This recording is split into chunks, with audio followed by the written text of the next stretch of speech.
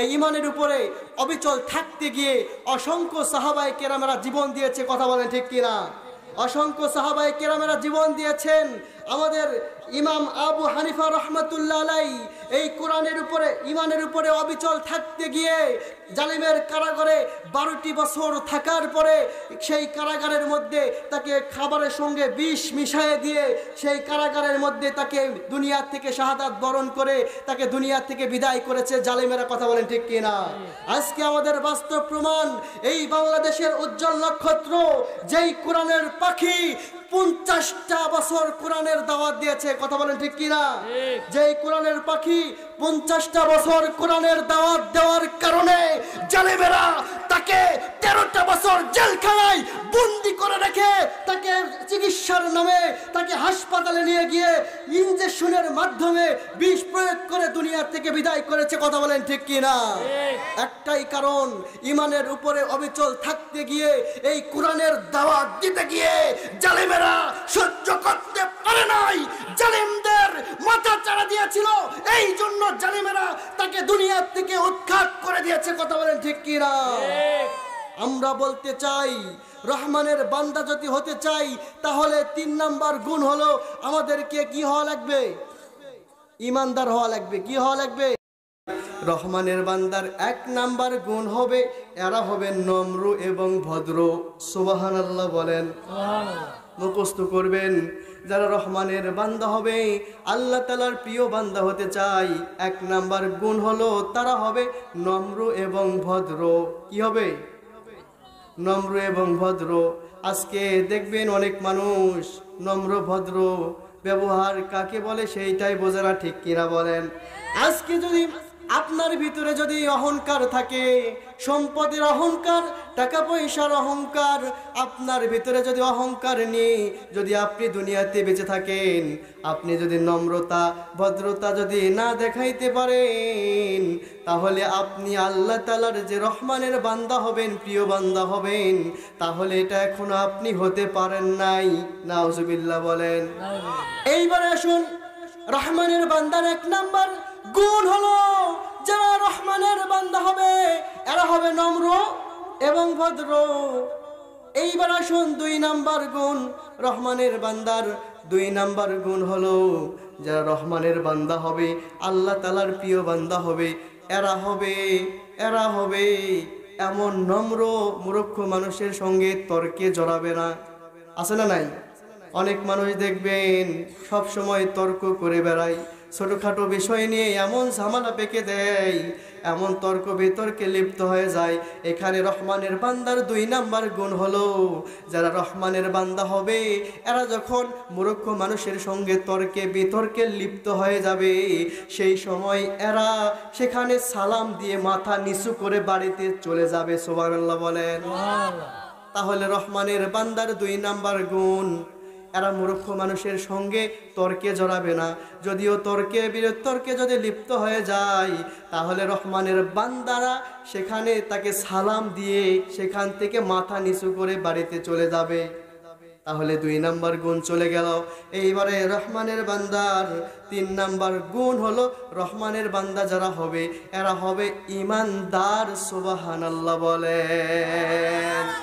রব্বুল আলামিন কুরআনুল কারীমের 61 নাম্বার সূরাতুর সাফের 11 নাম্বার আয়াতে কারিমার ভিতরে রব্বুল আলামিন সুন্দর করে জানায় দিয়েছেন, তুমিনুনা বিল্লাহি ওয়া রাসূলিহি, যারা দুনিয়াতে তুমিনুনা বিল্লাহ ওয়া এক আল্লাহর প্রতি ঈমান আনয়ন করবে, ও রাসূলিহি রাসূলের প্রতি ঈমান আনয়ন করবে।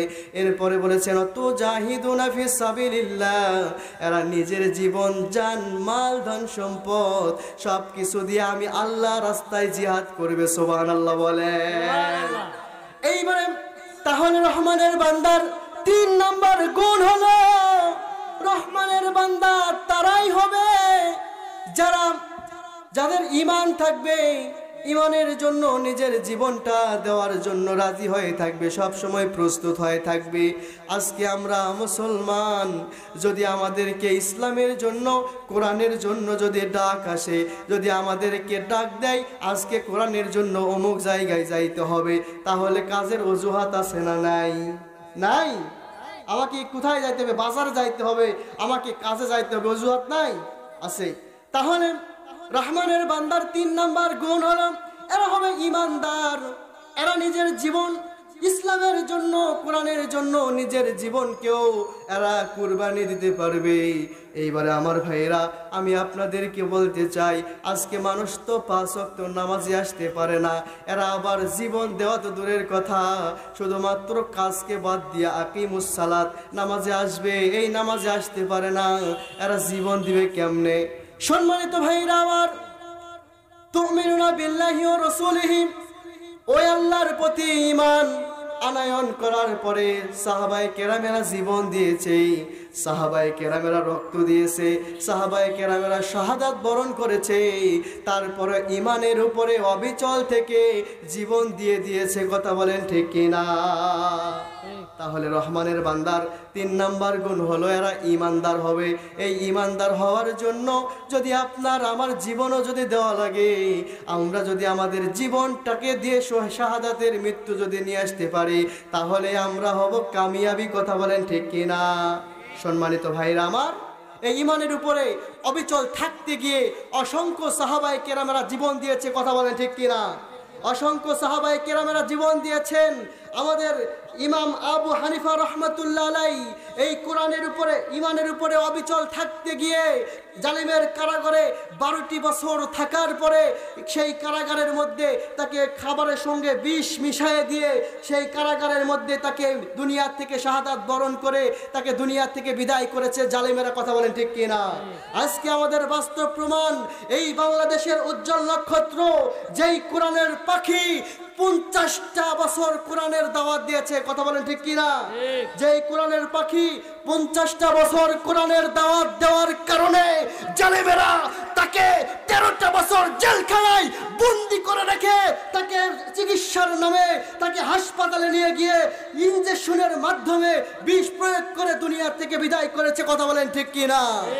একটাই কারণ, ঈমানের উপরে অবিচল থাকতে গিয়ে এই কোরআনের দাওয়াত দিতে গিয়ে জালিমেরা সহ্য করতে পারে নাই, জালিমদের মাথা চাড়া দিয়েছিল, এই জন্য জালিমেরা তাকে দুনিয়া থেকে উৎখাত করে দিয়েছে। কথা বলেন ঠিক কিনা? আমরা বলতে চাই, রহমানের বান্দা যদি হতে চাই, তাহলে 3 নাম্বার গুণ হলো আমাদেরকে কি হওয়া লাগবে? ঈমানদার হওয়া লাগবে। কি হওয়া লাগবে? ঈমানদার হওয়া লাগবে। এই ঈমানদার হইতে গিয়ে যদি আমাদেরকে জীবন দেওয়া লাগে, যদি আমাদেরকে রক্ত দেওয়া লাগে, আমরা জীবন দিতে রাজি, আমরা রক্ত দিতে রাজি। কথা বলেন ঠিক কিনা? লিল্লাহে তাকবীর, লিল্লাহে তাকবীর। আল কোরআনের আলো। সম্মানিত হাজিরিন, আমি বলতে চাই, আল কোরআনের আলো ঘরে ঘরে জ্বালো। আমরা অনেক আল কোরআনের আলো ঘরে জ্বালাইছি, কিন্তু কোনো কাজ হয় নাই। কথা বলেন ঠিক কিনা? এইবারে আমরা স্লোগান পাল্টে দিয়েছি, এই আল কোরআনের আলো সংসদে জ্বালো। কোথায় জ্বালো? সংসদে জ্বালো। জ্বালাতে চান? চান তো? অনেকে কথা বলছেন আবারে, আপনারা কি চান না সংসদ কোরআন দিয়ে চলুক? আপনারা চান না? আমরা চাই। কথা বলেন ঠিক কিনা?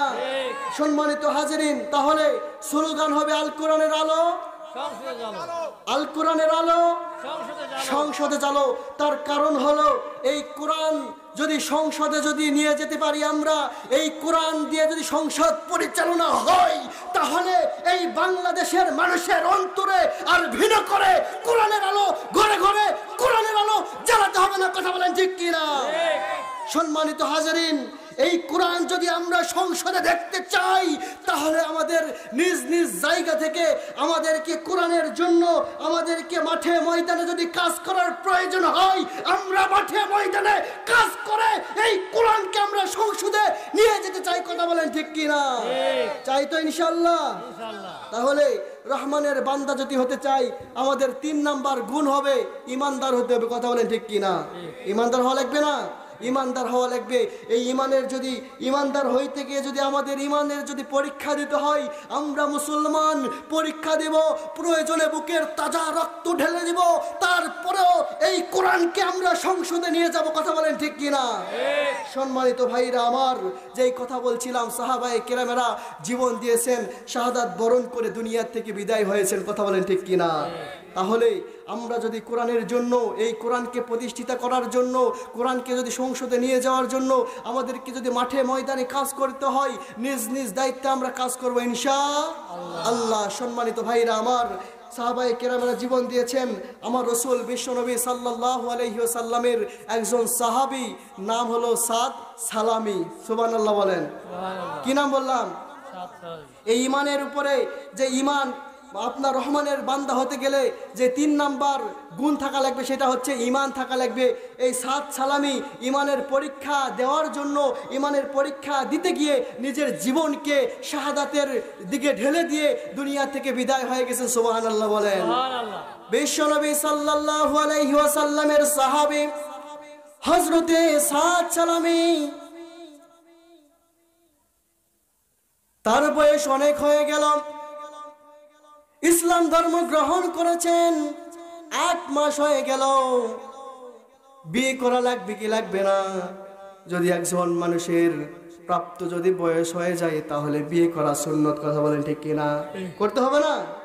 বিয়ের যদি বয়স হয়ে যায় তাহলে বিয়ে করা লাগবে, বিয়ে করা সুন্নত। এই সাদ সালামি ঈমানের পরীক্ষা দিয়েছেন, এই জন্য এই ঘটনাটা বলতেছি, খেয়াল করে শুনবেন। আমার রাসূল বিশ্বনবী সাল্লাল্লাহু আলাইহি ওয়াসাল্লামের সাহাবী হযরতে সাদ সালামি 8 মাস হয়ে গেল কোরআন ইসলাম ধর্ম গ্রহণ করেছেন। ইসলাম ধর্ম গ্রহণ করার পরে এইবারে তিনি 8 মাস থেকে বিয়ে করবেন। বিয়ের যেহেতু বয়স হয়ে গেছে, বিয়ে করা সুন্নত। রাসূল সাল্লাল্লাহু আলাইহি ওয়াসাল্লামের সঙ্গে সব সময় থাকেন। এইবারে সাদ সালামি বিয়ে করবেন, কিন্তু তার চেহারা ভালো ছিল না, চেহারা ছিল কালো।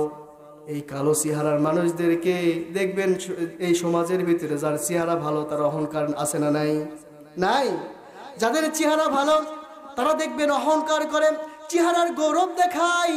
এইবারে সাদ সালামি চেহারা ভালো না, কালো সাহাবী, হাবশির কালো গোলাম হযরতে সাদ সালামি আমার রাসূলকে ডাক দিয়ে বললেন, ইয়া রাসূলুল্লাহ, ইয়া হাবিবাল্লাহ, ইসলাম ধর্ম গ্রহণ করেছি, 8 মাস হয়ে গেল, কিন্তু আমার এখনো বিয়ে হলো না, বিয়ের বয়স পার হয়ে যাচ্ছে। ইয়া রাসূলুল্লাহ, আমি কি এই সুন্নতটা অর্জন করতে পারবো না? আমার রাসূল ডাক দিয়ে বললেন, সাদ রে, তুমি চিন্তা করো না, তুমি টেনশন করো না, যে আল্লাহর উপরে তুমিনুনা বিল্লাহ, যে আল্লাহর উপরে তুমি ঈমান এনেছো, ওই আল্লাহ তাআলা যেই দিন তোমাকে বিয়ের জন্য তোমার ফয়সালা হয়ে যাবে, ওই আল্লাহ তাআলা যেই দিন অর্ডার করবে, ওই আল্লাহ তাআলা যেই দিন হুকুম করবেন, সেই দিন তোমার বিয়ে হবে। সুবহানাল্লাহ বলেন। এইবারে হযরতে সাদ সালামি চোখ দিয়ে পানি পড়তেছে, আমার রাসূলকে ডাক দিয়ে বলে, ইয়া রাসূলুল্লাহ, আমার কি বিয়ে হবে না? আমার রাসূল ডাক দিয়ে বললেন, সাদ রে, তুমি চিন্তা করো না, তোমার বিয়ের ব্যবস্থা আমি রাসূল করে দেব। সুবহানাল্লাহ বলেন। এইবারে হযরতে সাদ সালামিকে আমার রাসূল ডাক দিয়ে বললেন, ও সাদ, তুমি চিন্তা করো না, তুমি টেনশন করো না, তোমার বিয়ের ঘটকতালি আমি নিজেই করব, তুমি চিন্তা করো না। এইবারে সাদ হাসতে হাসতে মুস্কি হাসি দিচ্ছে, আমার রাসূলকে ডাক দিয়ে বলতেছি, ইয়া রাসূলুল্লাহ, মদিনার কোনো মেয়ে তো আমাকে পছন্দ করে না, একটাই কারণ, আমার চেহারা ভালো না। আমার রাসূল ডাক দিয়ে বলতেছে, সাদ রে, তুমি চিন্তা করো না, আল্লাহ তাআলা যদি ব্যবস্থা করে দেয় তাহলে তোমার কিসের চিন্তা? এইবারে হযরতে সাদ সালামিকে আমার রাসূল ডাক দিয়ে বললেন, ও সাদ, আমার একজন সাহাবী আছে, তার নাম হলো ইবনে ওয়াহাব। ওই ইবনে ওয়াহাবের একটা মেয়ে আছে, সুন্দরী মেয়ে আছে, ওই মেয়েকে দিয়ে তোমার বিয়ের ঘটকতালি আমি রাসূল করব। এইবারে সাদ মুস্কি মুস্কি হাসে আর রাসূলকে ডাক দিয়ে বলে, ইয়া রাসূলুল্লাহ, ইয়া হাবিবাল্লাহ, আপনি যদি বিয়ের ঘটকতালি করেন তাহলে হয়তোবা আমি সুন্নতটা পালন করতে পারবো। আমার রাসূল এবারে সাদ সালামিকে ডাক দিয়ে বললেন, সাদ রে, যাও ইবনে ওয়াহাবের বাড়িতে যাও, সেখানে গিয়ে বলো রাসূল পাঠিয়ে দিয়েছে, তাড়াতাড়ি বিয়ের ব্যবস্থা করো। আল্লাহু আকবার বলেন। কি করেছে রাসূল সাল্লাল্লাহু আলাইহি ওয়াসাল্লাম? বিশ্বনবী সাল্লাল্লাহু আলাইহি ওয়াসাল্লাম সাদকে ডাক দিয়ে বললেন, ও সাদ, তুমি চিন্তা করো না, তুমি টেনশন করো না, যাও ইবনে ওয়াহাবের বাড়িতে যাও, সেখানে গিয়ে বলো রসুল পাঠিয়ে দিয়েছে, তাড়াতাড়ি বিয়ের ব্যবস্থা করো। এইবারে সাদ চিন্তা করতেছে আমার চেহারা ভালো না, আমি যদি ইবনে ওয়াহাবের বাড়িতে চলে যাই, সেখানে গিয়ে যদি বলি আপনি আমার বিয়ের ব্যবস্থা করেন, রসুল পাঠিয়ে দিয়েছে, আমার কথা তো বিশ্বাস নাও করতে পারে। এইবারে সাদ সালামি আমার রসুলকে রাখ দিয়ে বলতেছেন, ইয়া রসুল আল্লাহ, ইয়া হাবিব আল্লাহ, আমার মুখের কথা বিশ্বাস নাও করতে পারে, আপনি একটা বিয়ের চিঠি লেখায় দেন, আপনি একটা বিয়ের পাইগাম লেখেন, যেই চিঠিটা আমি ইবনে ওয়াহাবের হাতের মধ্যে দিয়ে বলবো আল্লাহ রসুল পাঠিয়ে দিয়েছেন, আপনি ব্যবস্থা করে দেন। সুবহানাল্লাহ বলেন। এইবারে হযরতে সাদ সালামির কথা অনুযায়ী আমার রসুল একটা পাইগাম লিখলেন, একটা চিঠি লিখলেন, লেখার পরে হযরতে সাদ সালামির হাতের মধ্যে ধরায় দিলেন। হযরতে সাদ সালামি চিঠিটা নিয়ে এইবারে হাসতে হাসতে দৌড় দিয়ে চলে গেছে ইবনে ওয়াহাবের বাড়িতে। তার বিয়ে হয় না, চেহারা ভালো না, কিন্তু আল্লাহ রসুল যখন বিয়ের ঘটকতালির দায়িত্ব নিয়েছে, এইবারে মনে হয় বিয়ে হবে। ওই চিঠিটা আল্লাহ রসুল রেখে দিয়েছেন, চিঠিটা হাতের মধ্যে নিয়ে হযরতে সাদ সালামি এমন দৌড় দিয়েছে, দৌড়াইতে দৌড়াইতে ইবনে ওয়াহাবের বাড়িতে চলে গেছে। সেখানে গিয়ে দরজায় গিয়ে সালাম দিয়েছেন, আসসালামু আলাইকুম রাহমাতুল্লাহ। এখন যদি আমরা কারো বাড়িতে যদি প্রবেশ করতে চাই, কারো বাড়িতে যদি মেহমান হিসাবে যাই, তাহলে আগে সালাম দেওয়া লাগবে, কথা বলেন ঠিক কিনা? কিন্তু আমাদের সমাজে কি এই প্রচলনটা আছে? আছে নাকি? আমরা যদি কারো বাড়িতে যাই, তাহলে সালাম দিয়ে সেখানে কি করতে হবে? অনুমতি নিতে হবে। সালাম দেওয়ার পরে সেখান থেকে যদি সালামের জবাব আসে, এরপরে যদি ওই বাড়িতে যদি প্রবেশ করার অনুমতি যদি আমাদেরকে দেয়, তাহলে আমরা ওই বাড়িতে অনুমতি নিয়ে তার বাড়িতে প্রবেশ করতে পারবো, কথা বলেন ঠিক কিনা? কিন্তু আমাদের সমাজের চিত্র দেখেন, সব উল্টা পাল্টা। বাড়িতে গিয়ে অনুমতি নেওয়ার প্রয়োজন হয় না, বাড়িতে গিয়ে জিজ্ঞেস করার প্রয়োজন হয় না। ওই বাড়িতে কোন পুরুষ মানুষ আছে না মহিলা মানুষ আছে, এইটা অনুমতি না নিয়ে যাচাই বাছাই না করে হর হর করে বাড়ির ভিতরে প্রবেশ করা আছে না নাই? নাই, আছে। তাহলে ইবনে ওয়াহাব এইবারে সাদ সালামি ইবনে ওয়াহাবের বাড়িতে গেছে, যাওয়ার পরে সালাম দিয়েছেন, ভেতর থেকে সালামের জবাব দিয়েছেন, অনুমতি নিয়ে বাড়ির ভিতরে প্রবেশ করেছেন। হযরতে সাদ সালামি বাড়ির ভিতরে প্রবেশ করে ইবনে ওয়াহাবকে ডাক দিয়ে বলতেছেন, আপনি এই চিঠিটা ধরেন, এরকম করে বলতেছে, আপনি এই চিঠিটা ধরেন আর বিয়ের ব্যবস্থা করেন। ইবনে ওয়াহাব বলতেছে, ব্যাপার কি? চিঠি ধরেন বিয়ের ব্যবস্থা করেন মানে? বলতেছে চিঠি ধরেন আর বিয়ের ব্যবস্থা করেন, আপনি কোথা থেকে আসছেন? এইবারে সাদ সালামি বলতেছে, আপনি চিঠিটা খোলেন, আপনি আগে দেখেন কে পাঠিয়ে দিয়েছে। এইবারে যখন ইবনে ওয়াহাব চিঠিটা হাতের মধ্যে নিয়ে ইবনে ওয়াহাব যখন চিঠিটা বের করেছেন, ইবনে ওয়াহাব দেখতেছে দুনিয়ার কোনো সাধারণ মানুষ চিঠি পাঠায় নাই, এই চিঠিটা পাঠিয়ে দিয়েছে বিশ্ব নবী সাল্লাল্লাহু আলাইহি ওয়াসাল্লাম। আল্লাহু আকবার বলেন। এইবারে ইবনে ওয়াহাব চিঠিটা এরকম করে খুলে দেখে, চিঠিতে লেখা আছে তার মেয়ের সঙ্গে যে সাহাবী এসেছে, এই সাহাবীর সঙ্গে বিয়ের ব্যবস্থা করতে হবে। ইবনে ওয়াহাব এবারে দেখতেছে, এই যে ছেলে একবার চিঠির দিকে তাকায়, আরেকবার ছেলের চেহারার দিকে তাকায়, তার কারণ হলো চেহারা কিনা ভালো না, কালো। এই জন্য ইবনে ওয়াহাব একবার চিঠির দিকে তাকায়, তার কারণ হলো এই চিঠিটা দুনিয়ার সাধারণ মানুষ পাঠাই নাই, রসুল পাঠিয়ে দিয়েছে। একবার চিঠির দিকে তাকায়, আরেকবার সাহাবীর দিকে তাকায়, এরকম করতে করতে সাদ সালামি ইবনে ওয়াহাবকে ডাক দিয়ে বলতেছে, আপনি দেরি করতেছেন কেন? আপনি বিয়ের ব্যবস্থা করেন। হযরতে সাদ সালামির প্রশ্নের জবাবে ইবনে ওয়াহাব ডাক দিয়ে বলতেছে, তুমি যে বিয়ের ব্যবস্থা করার কথা বলতেছো, আমি তো একাই রাজি হলে হবে না, আমার মেয়েকেও রাজি থাকা লাগবে, ঠিক কিনা বলেন? জোর করে বিয়ে দেওয়া যাবে? যাবে নাকি? কারণ মেয়ে যদি সেখানে যদি মেয়ের যদি পছন্দ না হয়, তাহলে বিয়ে দেওয়া যাবে না, কথা বলে ঠিক কিনা? যেহেতু মেয়েরও অনুমতি প্রয়োজন আছে না নাই? আছে। সম্মানিত হাজিরিন, এখন তো আবার বাবা মার পছন্দ হওয়া লাগে না, মেয়ের যদি পছন্দ হয় ভাগায় যায়, এমন আছে না নাই? কারো দেখার টাইম নাই, যদি ভালো লাগে ছেলের হাত ধরে একা একাই চলে যায়, এমন কালচার আমাদের বাংলাদেশে এখন রহ রহ দেখা যাচ্ছে, কথা বলেন ঠিক কিনা? এইবারে ইবনে ওয়াহাব সাহাবী সাদ সালামীকে রাগ দিয়ে বলতেছেন, সাদ রে, আমি একাই রাজি হলে তো হবে না, আমার মেয়েকেও রাজি থাকা লাগবে। সুবহানাল্লাহ বলেন। এইবারে সাদ সালামী কে বাড়িতে বাহিরে রেখে ইবনে ওয়াহাব ডাক দিয়ে বলতেছে, আমার মেয়ের কাছ থেকে আসি। হযরতে ইবনে ওয়াহাব তার মেয়ের কাছে গেছে, যায় দেখতেছে মেয়ে ঘরের ভিতরে কান্না করতেছে, চোখ দিয়ে টপ টপ করে পানি পড়তেছে। ইবনে ওয়াহাব বুঝতে পেরেছে, ইবনে ওয়াহাব মনে করেছে হয়তোবা আমার মেয়ে দরজার আড়াল থেকে হয়তোবা কথাগুলো শুনে ফেলেছে, বুঝতে পেরেছে হয়তোবা আমার মেয়ের এই ছেলে পছন্দ হয় নাই, যেহেতু কালো সাহাবী, হয়তোবা আমার মেয়ের এই ছেলে পছন্দ হয় নাই, এই জন্য আমার মেয়ের চোখ দিয়ে ডব ডব করে পানি পড়তেছে। এরকম যখন বলেছে, হযরতে ইবনে ওয়াহাব দেখতেছে আর মেয়েকে ডাক দিয়ে বলতেছে, ও মা, তুমি কান্না করতেছো কেন? তোমার যদি পছন্দ না হয় তাহলে তোমার বিয়ে করার প্রয়োজন নাই। তার মেয়ে ডাক দিয়ে বলতেছে, বাবা, আমার পছন্দ হয় নাই বা কালো সাহাবী, এরকম কোনো সমস্যা না, আমি এই জন্য কান্না করতেছি না। ও গো বাবা, আমি কান্না করতেছি এই জন্য যে রসুল আমার বিয়ের ঘটক হিসাবে, যে রসুল আমার বিয়ের পয়গাম পাঠিয়ে দিয়েছেন, ওই রসুল কাল কিয়ামতের ময়দানে সুপারিশ করে হাজার হাজার মানুষদেরকে জান্নাতে নিয়ে যাবেন। ওই রসুল আমার বিয়ের ঘটক হিসাবে বিয়ের পয়গাম পাঠিয়ে দিয়েছে। ও বাবা, আমি খুশিতে আমার চোখ দিয়ে টপ টপ করে পানি পড়তেছে। তার মেয়ে বলতেছে খুশিতে, তার কারণ বিয়ের যে ঘটকটালি, যে ঘটক চিঠি পাঠিয়ে দিয়েছে, পয়গাম পাঠিয়ে দিয়েছে, দুনিয়ার কোনো সাধারণ মানুষ নয়, রসুল পাঠিয়ে দিয়েছে।